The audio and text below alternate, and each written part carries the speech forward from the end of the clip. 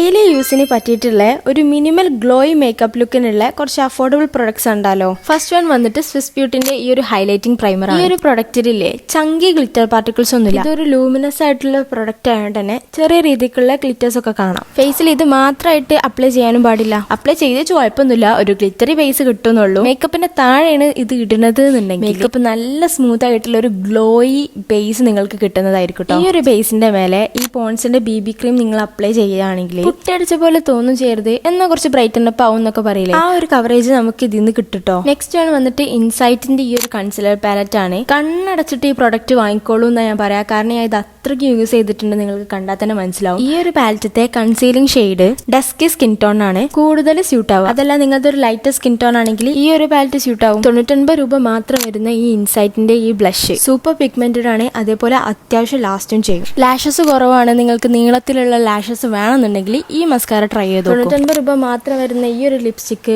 വാങ്ങുന്നതിൽ എന്തുകൊണ്ടും വേർത്താണ്. ഈ ഒരു ഷെയ്ഡ് കണ്ടോ, നല്ല പിഗ്മെന്റഡ് ആണ്. ഓൾസോ ഒരു 2 to 3 hours ഒക്കെ ലാസ്റ്റ് ചെയ്യും കേട്ടോ. അപ്പൊ ലിങ്ക്സ് വേണ്ട ഒരു താഴെ കമന്റ് ചെയ്യുക, അല്ലെങ്കിൽ ഈ റീൽ എനിക്ക് ഷെയർ ചെയ്താലും മതി. അപ്പോൾ ഓക്കെ, ബൈ.